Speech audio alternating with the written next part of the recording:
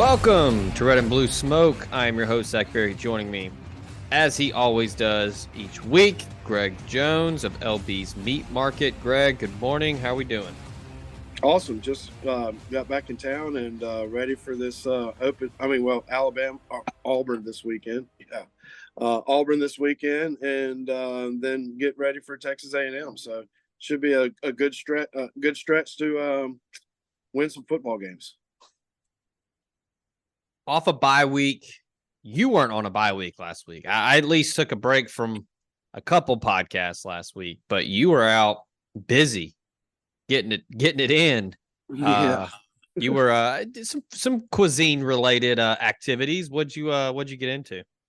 I went to the end of the world. So it was really awesome. So like when you go to the end of the world, your phone doesn't work, or sometimes it works. It depends on the spot. But yeah, Venice, Louisiana, if you don't know where the end of the world is. But yeah, went down and caught some snapper, caught some redfish.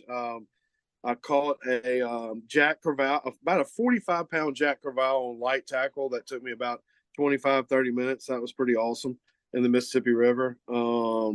Man, it's awesome to go down there. It's a good time.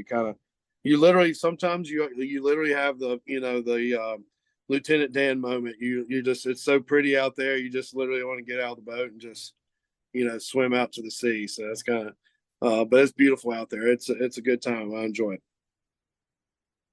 I just looked this up. It is nicknamed the end of the world because it is the last community in Louisiana that can be accessed by an automobile. So we get in the boat and there's literally a spot where it's the last point of American United States territory, and we're in international waters. They're like, you see that point? So it's literally like, and what's crazy is there's a tower out there, and it's supposedly they're on 2 weeks and off 2 weeks, and it's like the last point of it's wild. But yeah, there's some craziness that goes down and down there. We went a couple alligator hunting.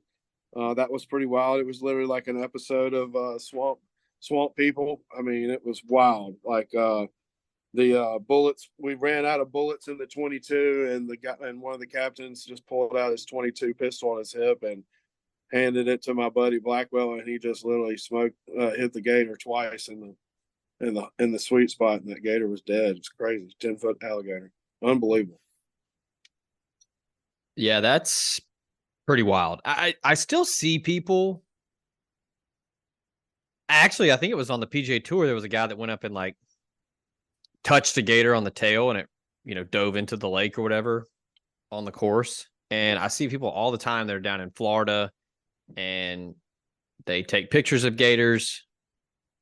There is no chance you will ever see me doing that, because if those things, if they want to, the alligator. Yeah, there's no outrunning it. Yeah, no, we had the alligator dead in the boat, and I literally at times, his arm would move. I mean, I'm just sitting there, I'm just like, hey, I'm pretty sure he's dead, but but yeah, my foot was definitely on top of his head the whole time whenever we were going back. But it was crazy. Like the guy got on the front of the boat, had the alligator around his shoulders. I mean, it was a wild time, man. It's a wild time. Yeah, there's zero chance I will ever be in a boat with an alligator. I mean, I wasn't uncomfortable at all. I literally was. I had my buddy's camera, and I literally videoed the whole thing. And I had a front row seat, and I was never, uncomfortable with my life with it. But it was kind of. There was a couple times whenever that alligator, whenever they said he was dead, he'd move his back leg. So, but no. What about fishing? Can you fish? So, all right. I don't go fishing very often. I did in college a couple times. I did. I was friends with a bunch of rednecks from Nashville, and they would take me out fishing sometimes. And it was all right. I mean, you go out, sit in a boat, and drink, and hang out. I'm just not patient enough. Oh, I mean, this is action now. This is catching. Well, I was gonna say, where you went, you're probably with some folks that know what they're doing, which not to disparage my friends from Nashville. They knew what they were doing, but it always seemed like they were catching everything and I wasn't. But yeah, I'm not super patient, so I don't really care for it. I don't dislike it. Now, I will tell you this, Greg. One thing I did enjoy was my redneck friends from Nashville would take me frog gigging a couple times, and that was fun. Oh, hey now. I That was literally wild. almost got frog legs at Menador's the other when we went back. Almost got frog legs. Yeah, frog legs are delicious. But yeah, I'm not Especially a if they're big. cooked right. Yes, I'm not a big fisherman. I did have a friend that had a boat in college, one of my roommates, and we would go out here and there and just chill and hang out, and it was nice. The weather's great. It's pleasant. Um, but yeah, I'm not big on it. Now, I like to eat it. Love fish. Yeah, there's nothing wrong with that. I mean, But yeah, I was never a big outdoorsy I'll guy just meet you growing at the up. golf course that afternoon after I go fishing in the morning. You know, Yeah, yeah. Well, I'm good with that. yeah. We When can it go comes to like, get around at English Turn at about 2 o'clock. I can be there by 2 o'clock. Yeah, I mean, we went out snapper fishing like 6 a.m. in the morning. Some of the guys like they were like, I was like, "Hey guys, let's go! Time to go fishing." So I mean, it was almost kind of like fish camp. It was kind of fun. We took some tri-tips, smoked some tri-tips, and brought a couple wagyu strips, and had a friend put A1 sauce on it. Well, I wouldn't call him a friend, but well, yeah, I had a guy that I know put A1 sauce on the wagyu steak, and almost it made me cringe. But that's how he rolls. That's cool. all right, so we covered Alabama cuisine on the Alabama episode, so we're gonna pivot a little bit here as we've got some big home games coming up. Vanderbilt, another night game, baby. Full day in the Grove. You can, get lubed up, get that belly full before you head into Vaught Hemingway Stadium. So we're going to talk go to Grove food items. So obviously, the LSU folks that are listening in are probably laughing and screaming in their car about how cold chicken tenders is the go-to item. But what's your kind of if you're doing a tent, whether it's catering or you're just with friends, what was always your kind of go-to thing that you would bring to the Grove? I mean, I'm a dip kind of guy. I like Yes. that buffalo cheese dip that you like. Um, I mean, I like finger sandwiches. I mean, like there's some pimento cheese sandwiches or chicken salad sandwiches. It's I like finger food, but I honestly, what I usually do with it, if there's a cold chicken tender around and there's a dip, I usually kind of make a little pimento cheese, like kind of like the new Chick-fil-A pimento cheese, chicken sandwich. It's not bad. Kind of make your own little slider because I know Mm-hmm. there's some options. Because if you can take that, if there's a ham sandwich slider, definitely put that chicken tender on that ham sandwich slider, I and it gives you more room on your plate. Yeah, absolutely. And yeah, I'm big on like a give me a sandwich tray. Like that's And handheld. I don't need Chick-fil-A a tray is plate. always a good song. Chick-fil-A tray is always solid. Yeah, and you know what? Like that's always the thing with me. It's like, okay, people want to crack jokes about cold chicken tenders, but you ain't turning down a cold chicken tender. You're eating it. For sure. Yeah, It's not like I it's am. terrible. I mean, sure, Especially if hot. there's that Polynesian or that Chick-fil-A sauce running around there. Oh yeah. I'm big on the sriracha sauce they got. I think that's good. Yeah, I've had the new Sriracha Ranch from Wendy's. That's pretty solid. Ooh, I haven't had that. I'll have to try that one. Yeah, I Pretty mean, solid. I'm big on dips too. Like dude, if you can it's hard to screw it up, but a good buffalo chicken dip is tough to beat. Yeah, and you got to be. I mean, you can't do like. I wouldn't recommend doing a shrimp dip unless there's some ice, unless it's sitting in some ice, or you can set it in the cooler, and you could like maybe say you can only give the shrimp dip to the people you like. They're like, oh, I got a little shrimp dip back here in the back if you want to try it. Yeah, especially if it's still hot outside, man, you can't let that sit out and get get hot. What It's like time are you drinking your first drink when you go to the Grove? I mean, if you didn't have the uh kids, it was like say just your average. yeah, like in school when I I should was ask this new kid that I just hired what time he's He's been talking. I think he lives in a fraternity house. Kind of funny. Yeah, if I when I was an undergrad, if it was an early morning, we're out there getting the because Friday night we do the run, get our spot.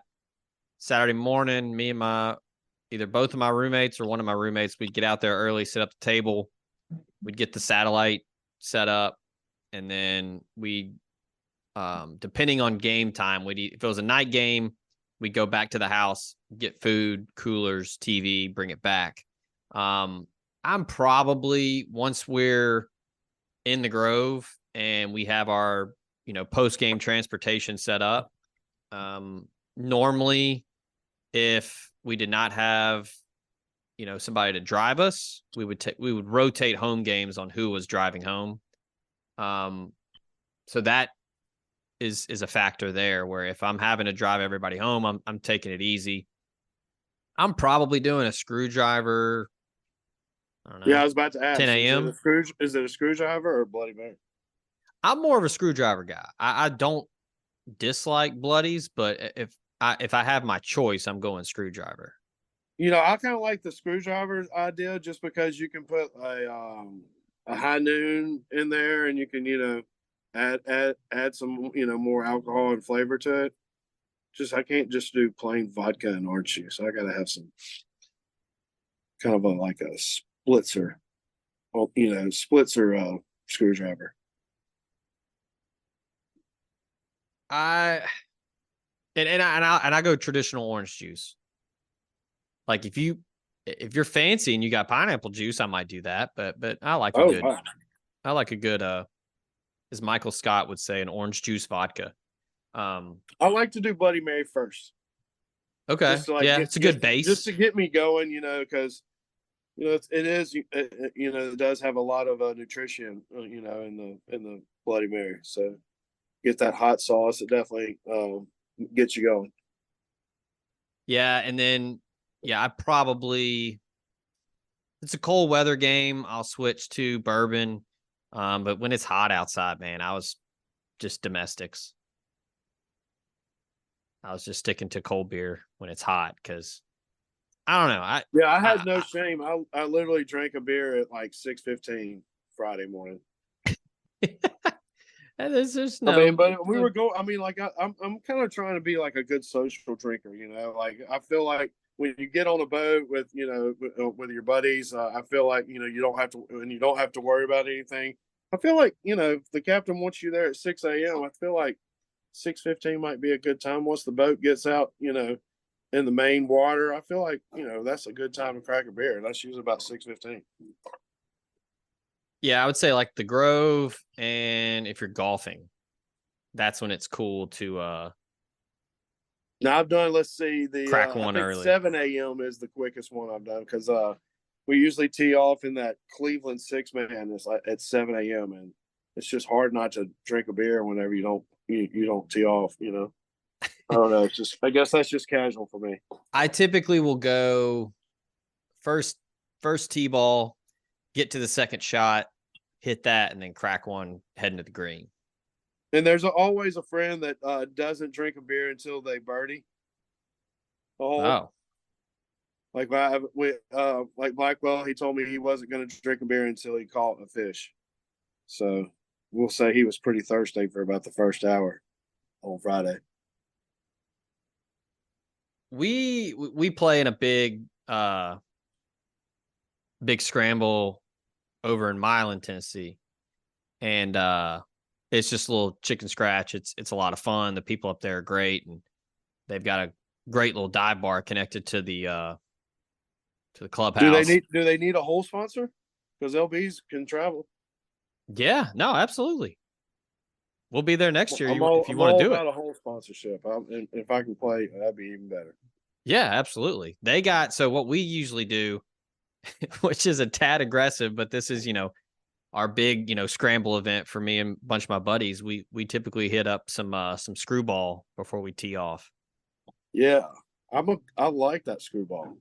It's good. It's good. It doesn't sound like it would be good, but it's delicious.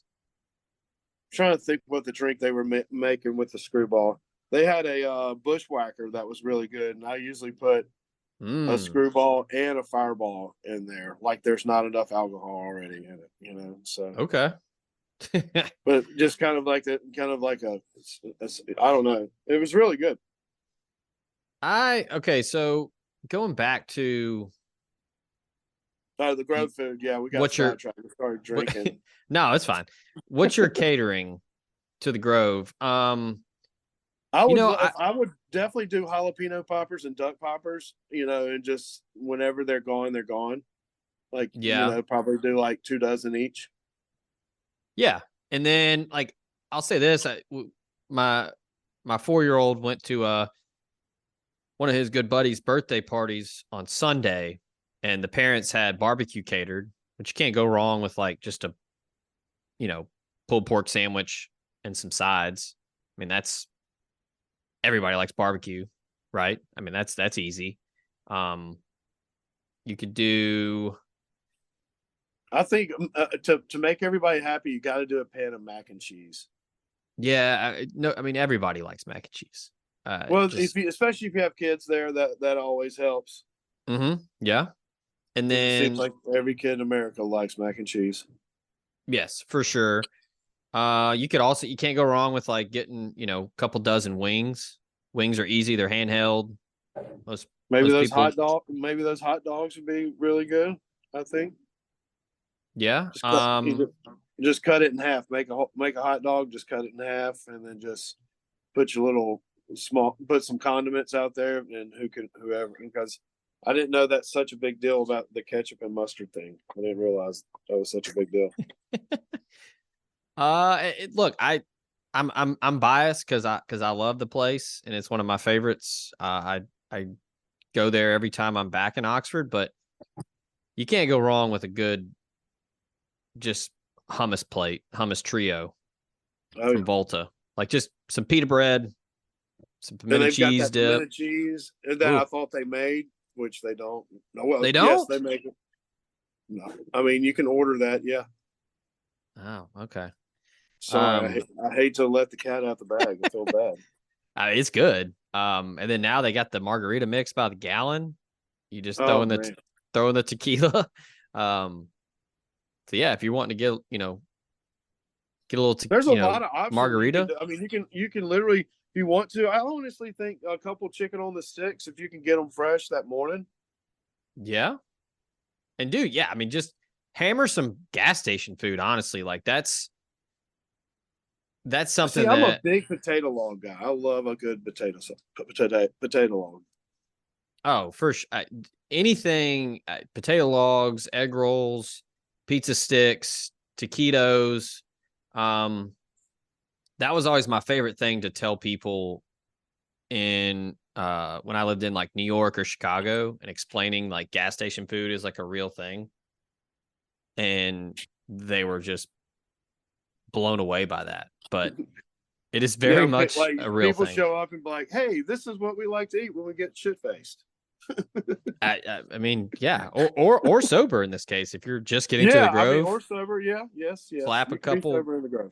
You can couple be potato definitely be sober. logs, and then I mean, if it's a morning game or you're out there early, just a good breakfast sandwich can't go wrong with a sausage biscuit or bacon, egg, and cheese or a chicken biscuit. Kolaches, big kolache guy from Community Donuts. Give them a little shout out. Okay, I do like a Kolache. kolache. Very They do. good. They have a good jalapeno and cheese kolache. That's really good. Yeah, and look, if you want to fancy it up, a good charcuterie board, just some deli meat and cheese, easy, easy thing to bring to the Grove, and then, um, hey, I'm big on sides. Like I love a good side, and just get some pasta salad, like some macaroni Yeah, salad out there. I was just about to say pasta salad. Get a good pasta salad. I mean, it's just you can't go wrong. Like I always say, I always have opinions on food. I love Are talking you food. doing chandelier or no chandelier at the No, tent? no chandelier.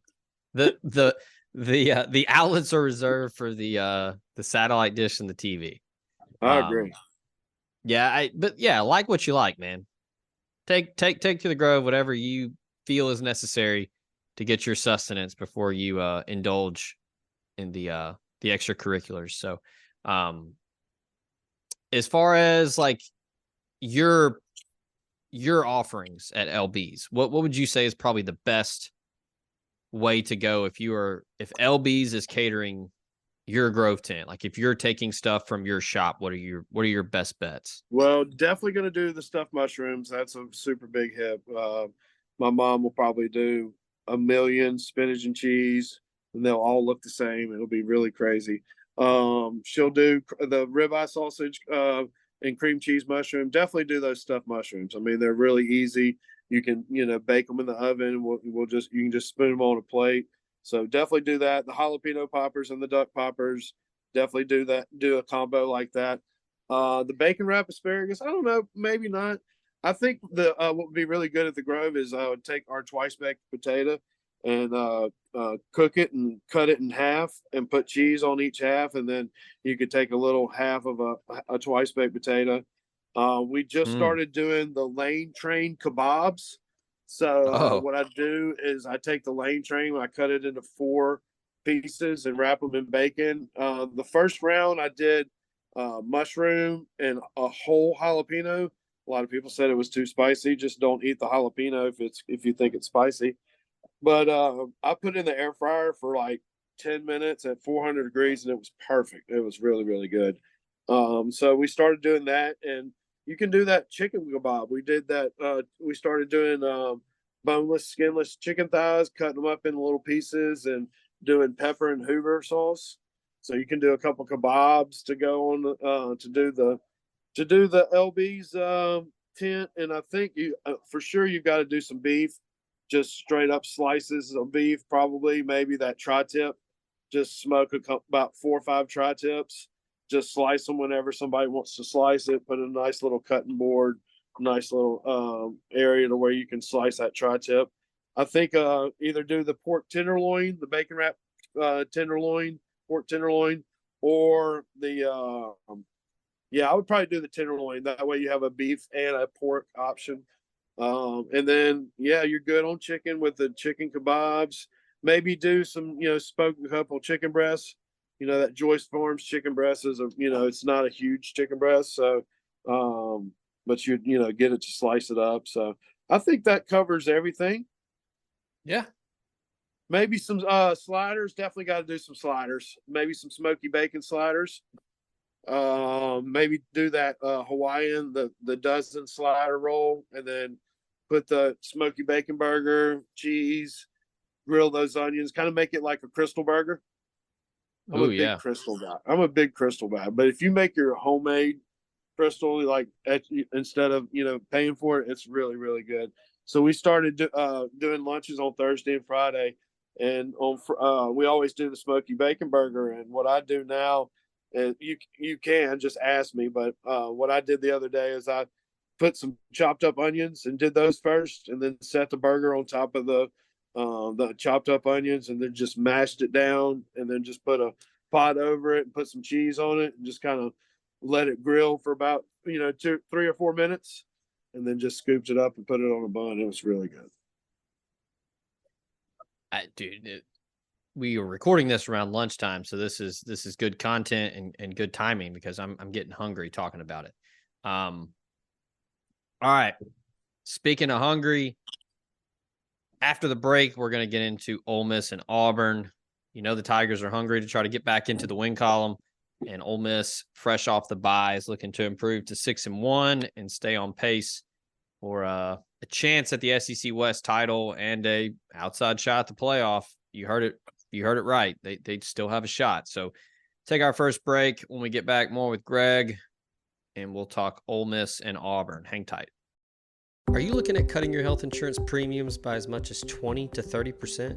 Are you aging into Medicare and need help finding a Medicare supplement plan? Call Drew Moak of USA Benefits Group at 601-953-8449. Drew is an Ole Miss grad located in Mississippi and licensed in 7 states. He works with the nation's second largest health insurance brokerage with access to 35 different carriers, and he can help you with any of your health insurance needs. From regular health plans to life insurance to dental and vision and even Medicare, he has it all covered. Now more than ever, it is critical to have a health insurance agent who is local and accessible. So call Drew Moak at 601-953-8449 and get your free quote today. Cooler temperatures are right around the corner, and as I like to say, it's the perfect time to play a round of golf. And if you're looking for a premier golf course in Northwest Mississippi or the Memphis, Tennessee area, go to Cherokee Valley Golf Club in Olive Branch, 15 minutes from the Memphis International Airport. With those cooler temps, you might want to stay warm and comfortable on the course this fall. Go in the clubhouse and check out their new selection of outerwear from Travis Matthew and FootJoy, including FootJoy's new lightweight hoodie. This 18-hole par 72 course includes 4 sets of tees to accommodate all players and has 11 lakes, 52 bunkers, and the wide Zoysia fairways and extra-large Champion Bermuda greens and clean roughs make for an excellent opportunity every single time to post a number. If you need a premier golf experience in the Mid-South, go to Cherokee Valley Golf Club. Call them at 662-893-4444 or check them out, olivebranchgolf.com. We've all been there before. A weekend trip to the casino canceled because real life came calling. Well, MyBookie's new and improved online casino is here to change the game. Dive into a truly realistic casino experience featuring the latest in slots, progressive jackpots, and live dealer action, all from the comfort of your own home. Take advantage of weekly blackjack tournaments and a brand new collection of high-end games for a chance at real cash rewards. The MyBookie Casino provides a Las Vegas experience when the action's in your hands. And the best part is you don't even need to wear pants. Your adventure at the MyBookie Casino begins today with a generous sign-up bonus using promo code TOC for Talk of Champions, TOC. That's promo code TOC to secure yourself a sweet deposit bonus.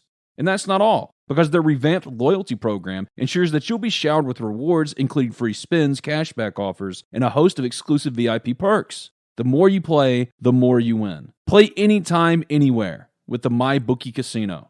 And make sure to check out MyBookie for all your gaming needs at www.mybookie.ag. That's www.mybookie.ag. And we are back here on Red and Blue Smoke with Greg Jones of LB's Meat Market. All right, traveling to the Plains, a place that is never friendly to the Ole Miss Rebels. As history shows, 3 wins in Auburn since 1999. It's crazy to say that out loud, but it is true. As we are recording this, Ole Miss is a 6.5-point favorite over the host Auburn Tigers, who are really struggling. After whipping Stanford and sneaking out of Berkeley with a win, they've lost 3 straight. A&M, Georgia, and LSU. Georgia was close. Georgia kind of played with their food a little bit. Won by 7. They were beat by A&M 27-10, and then just suffered a 30-point loss in Death Valley. It's kind of turning quickly on Hugh Freeze. Doesn't have a quarterback. Doesn't seem to trust either quarterback. And the run game has been pretty non-existent. But the big thing for me, Greg, is they just don't have those dudes on defense like they normally do year in, year out. But what's your feel on this game as we record this on Wednesday heading into Saturday? Yeah, I feel like, it seems like they've got some personnel issues over there at Auburn. Obviously, Hugh Freeze's coaches a different, style of people that they've had there. And I just, you look at situations with the NIL and the transfer portal. I mean, Colorado literally did a whole new team. So, I mean, like whenever a new coach comes up to a new school, it's kind of hard for them to be like, hey, look, we need to get rid of everybody. None of these guys work for my system.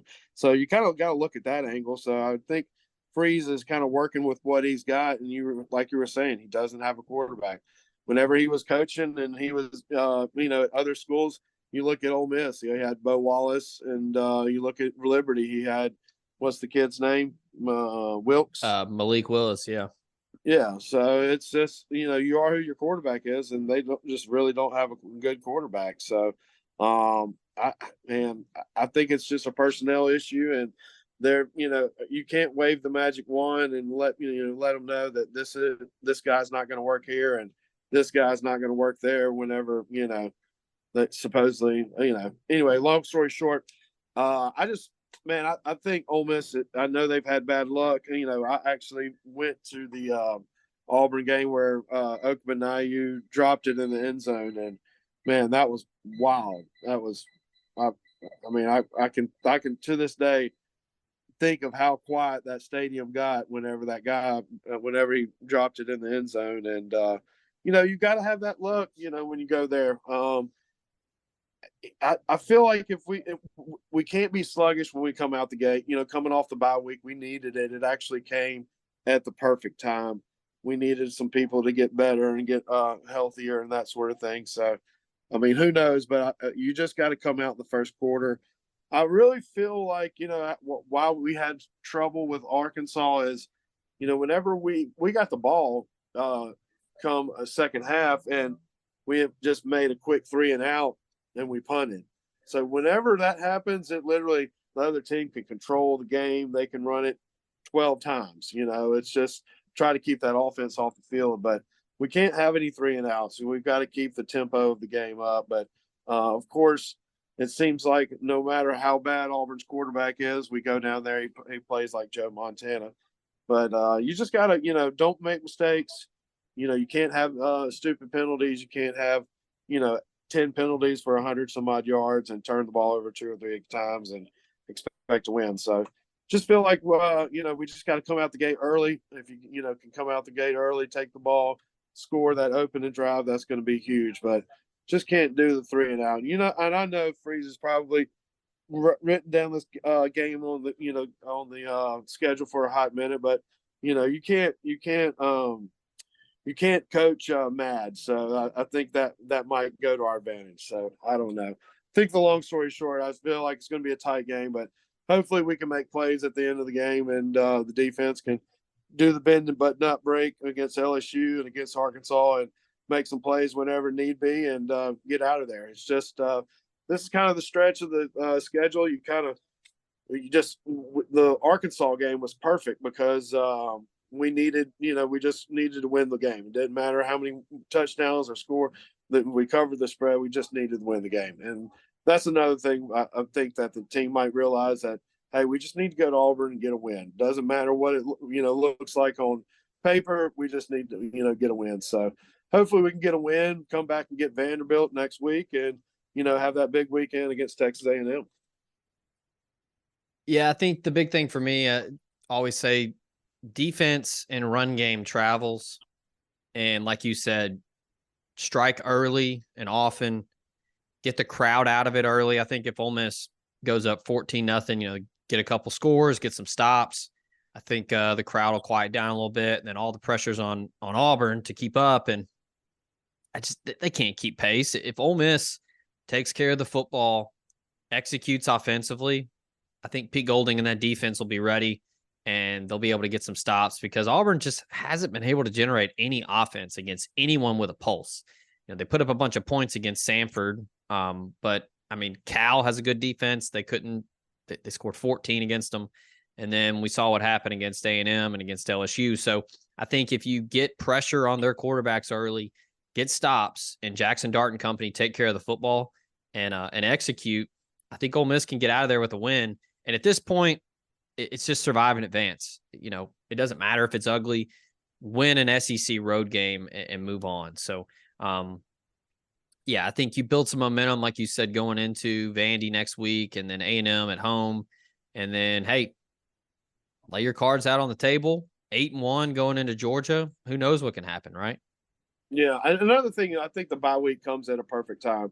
I would be worried if this was, if we just got done playing Arkansas and then we play at Auburn. So I feel like the bye week's going to help out a lot. And if we jump on them early and often, they've had a pretty rough road. So I feel like it's with the game the way it is now, it's a morale thing. So if you get on them, I think they might lay down. Who knows? But I just see if we can get on them early and often, like you said, we shouldn't have a problem. But it's Ole Miss, and crazier things have happened, and but if there's anything that we can get done and have one more point than they are, we'll be good and move on to the next week. Final score prediction. You got one for me?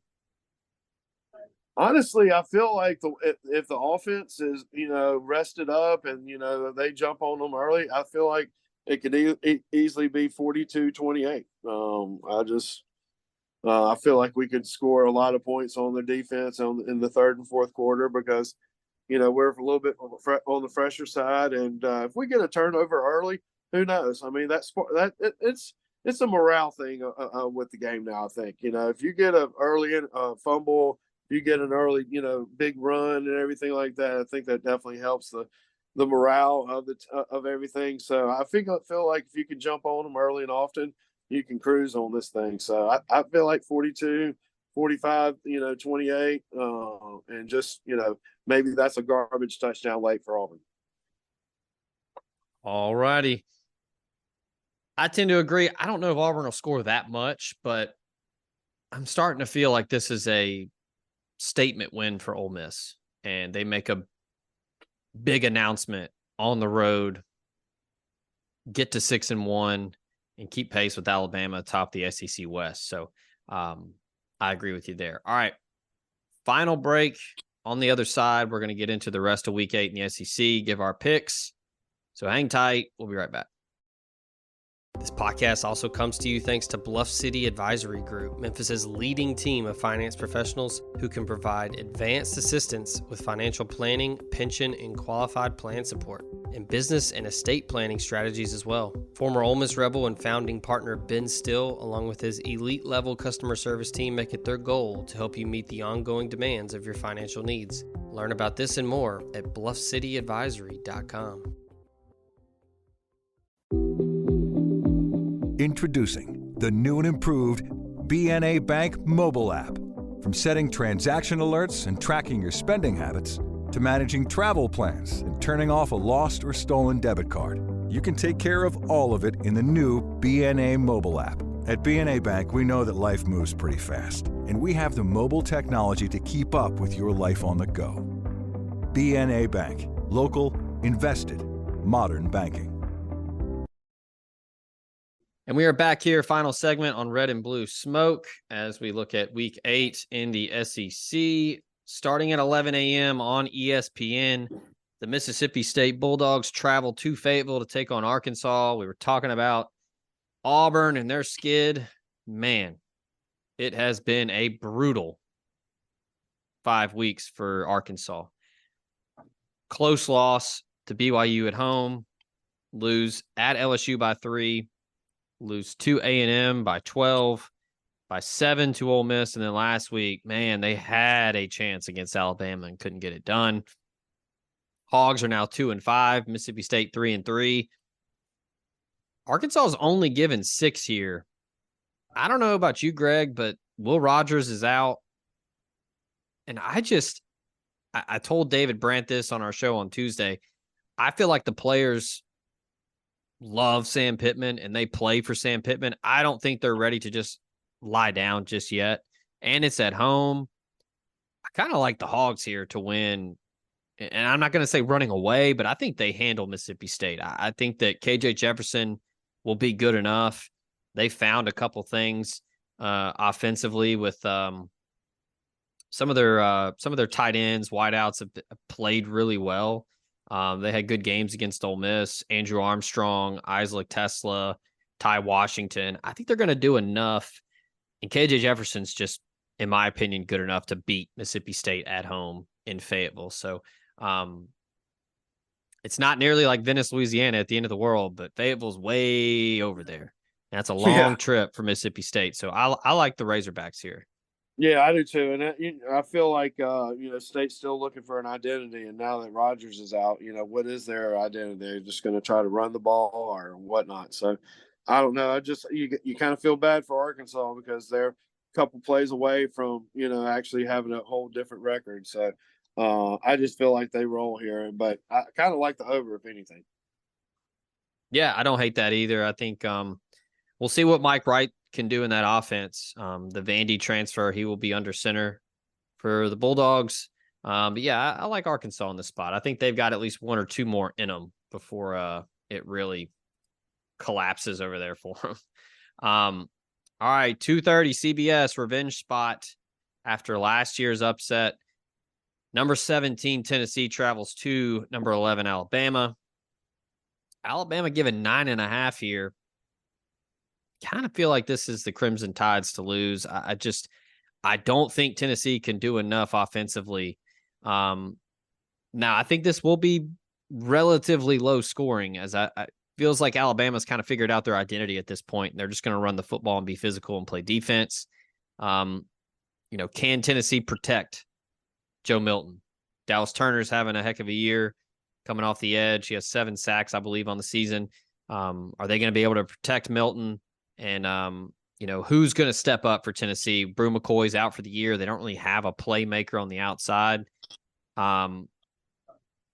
I don't want to say it's falling apart for Tennessee, but I feel like this is a spot where Alabama just kind of leans on them and wins.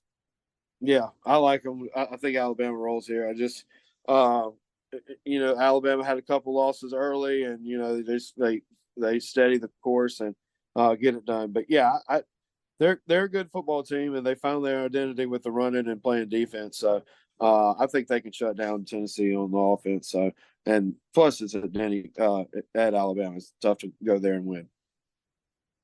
Yeah, I don't know. I mean, 9.5 is a lot. Maybe you got to watch out for a backdoor cover here with Tennessee. Maybe they sneak one in the end zone late and cover. But I like Alabama to win. So if I was going to do anything, I would maybe the under. But I think it's at 48.5. Yeah, 48.5. I mean, maybe this is like just a boa constrictor game for Alabama where they win, 28-10. What's the rest of their schedule looking like? Do they have any Alabama? Do they have any scares? LSU for sure, just because LSU is just going to score the hell out of it. At Kentucky could be kind of weird. Yeah.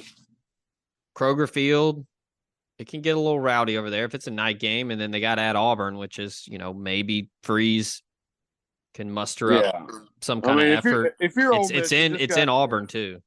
If you're Ole Miss, you just got to think about yourself, worry about yourself, and get to Georgia at 8. What will be 8-1 if they get at Georgia?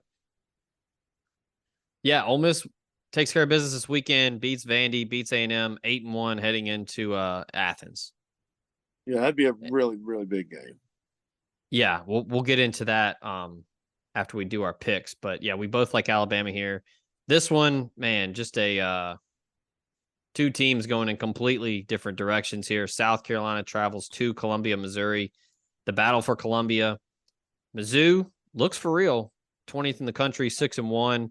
They stormed back in Lexington last week, handled business there. They are giving South Carolina 7 here. I'm going to lay the points and take Missouri. I just don't know if South Carolina can do enough here. And Spencer Rattler's had a hell of a season. He's trying. He has to literally do everything for them. And I just don't know if they can muster up enough to win in Columbia. Yeah, I like Missouri to roll. Yeah, I think that's enough analysis there for us. Yeah, I do. I mean, like it's. I mean, you look at Spencer Rattler. Just think if he was at Alabama. I mean, where would Alabama would be?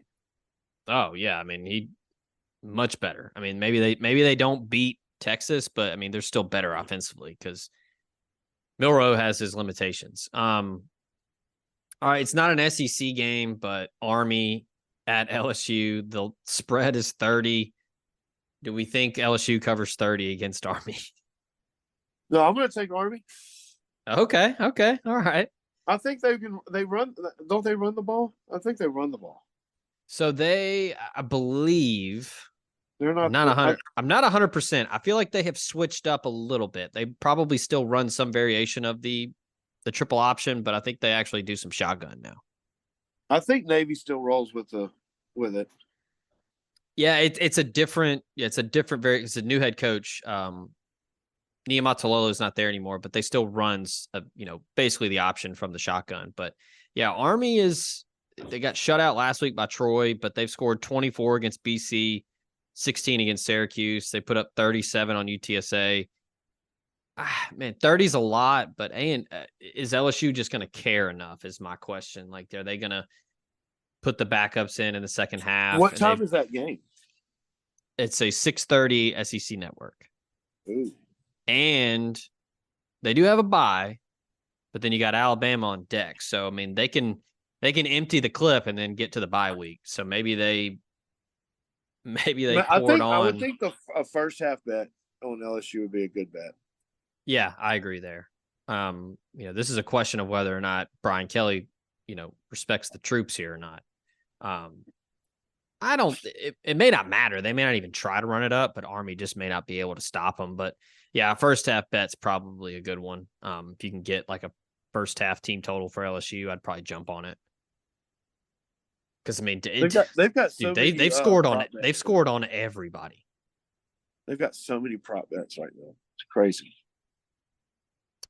All right, so let's get into it as we close here. I talked about it a couple times this week with Ben Garrett and with David Brandt. You can find both of those conversations on the Talk of Champions podcast network. We talked about it. I don't think it's crazy to say that Ole Miss could have a real shot at going 11-1, especially with the Brock Bowers news that broke on Monday. I think he's done. I don't think he plays for Georgia again. He doesn't need to. He has nothing left to prove to NFL GMs. He's going to make a lot of money very soon.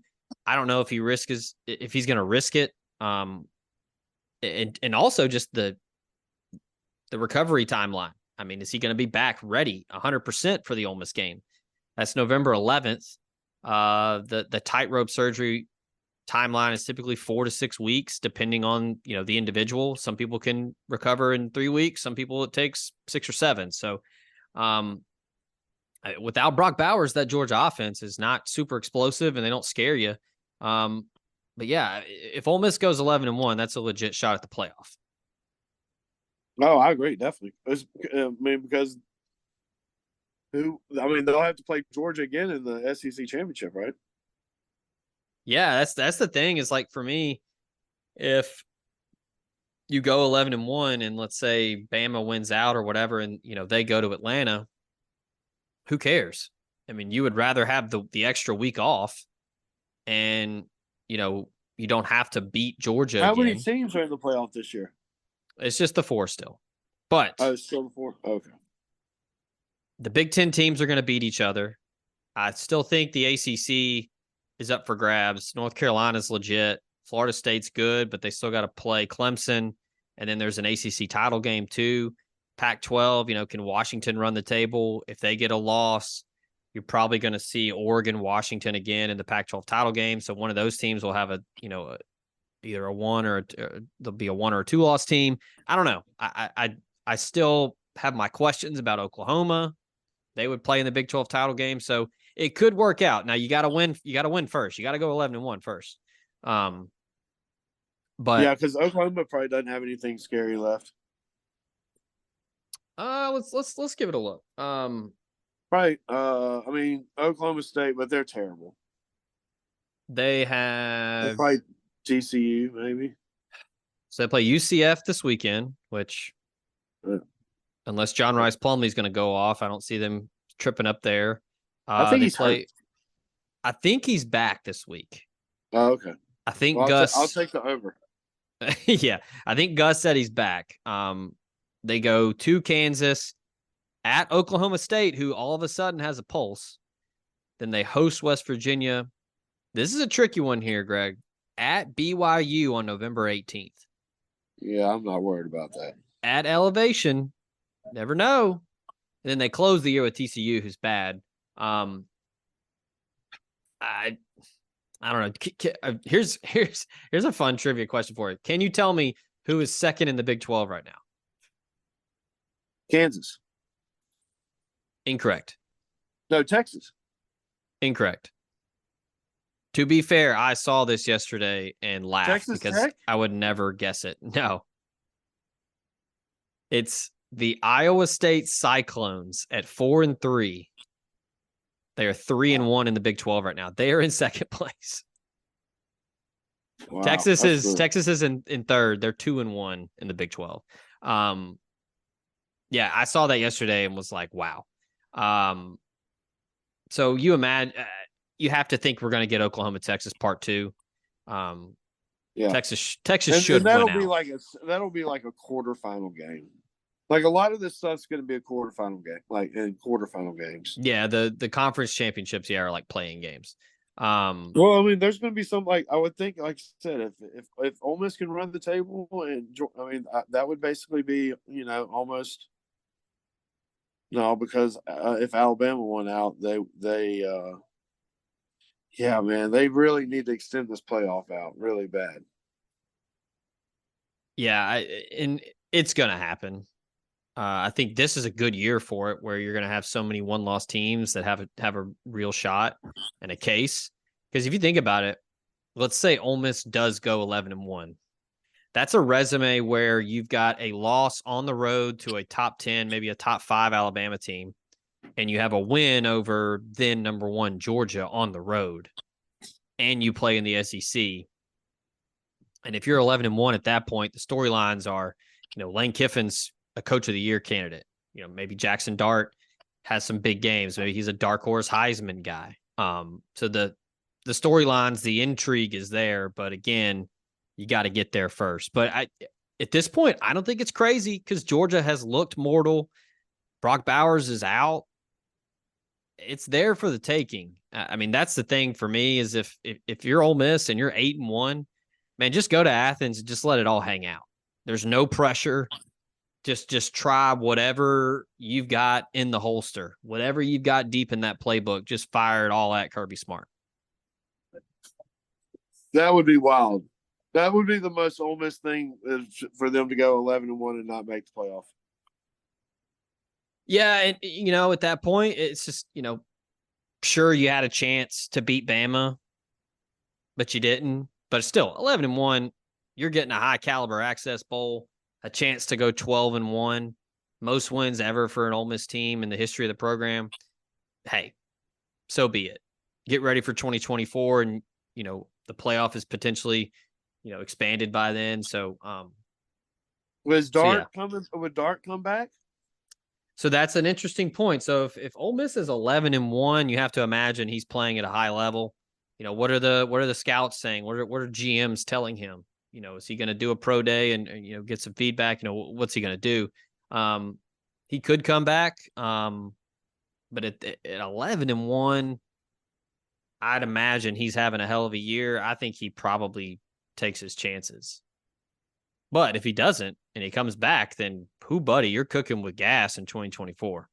Well, you got to think about all the quarterbacks that are going in the draft. It is a really good quarterback draft. Well, supposedly Caleb Williams is going to stay in because he's getting paid more money to stay and play or something. There was some kind of wild quote. The most recent thing I saw was that whoever drafts him, he wants like half ownership of the team. Which, come on, dude. Yeah, dude, I'm out on that. I'd trade for Brock Purdy. I mean, shout out Iowa State, full circle here. Yeah, it's crazy. Iowa State second in the Big 12. That's ridiculous. It's wild. All right, go see Greg. LB's Meat Market, 2008, University Avenue. Get your go ahead and get it taken care of this week. Get everything you need. Throw it in the freezer. Stock up for Vandy and A&M. Tell the folks what you got on deck this week for plate lunches and what's new in the behind the glass this week. So Thursday and Friday we always do the plate lunch. So this week we'll have probably going to do chicken bacon ranch on Thursday. Definitely going to do smoky bacon burger on Thursday and Friday. I will make some mac and cheese on Friday. So you can get a Philly cheesesteak and mac and cheese combo for $10. That sounds really good. Ooh. I've got to make some boudin. I'm going to Lexington on Sunday, and my buddy requested boudin, so got to make a big old batch of boudin. So, Mom, go get some rice if you're listening. Let's see. We'll get some fresh fish, and she said, "Do not ever run out of lane trains." So, we won't run out of lane trains. I actually have a new thing that lane train kebab. So I'm going to try to get a little bit better on the veggies. So other than that, a couple, maybe some ribeye and some boudin, and maybe some more, maybe some flying pig sausage. That should be good, man. It's going to be probably low key around here this weekend because of Auburn, but maybe next. I mean, I think the next 2 weekends are going to be crazy. With homecoming at Vanderbilt, I think it's Parents Week weekend also, so should be a good weekend for next couple of weeks. Okay, all right, love it. We are getting geeked up for back-to-back home games, night game against Vandy. The crowds have been great this year. I know folks are excited for another night game under the lights at Vaught Hemingway. We will be back next week to preview that game against the Doors and talk some more grub. Hey, got to gear up for that hot chicken talk next week, Greg. Oh, yeah, we got Nashville. That's right. All right. I think I'm going to go to KFC and get that new Nashville hot and try to get my taste buds ready for it. Ooh, okay. All right. That is going. Did you ever watch Mr. Chime on Instagram? I think I sent you one time. He does a Nashville. He does a Nashville chicken review. It's pretty good. Yeah, I need to check that out. I do remember you sending me that. So I need to check that out. I gotta pick my spots with hot chicken because it can get out of control. As long as there are pickles on it, I'm good.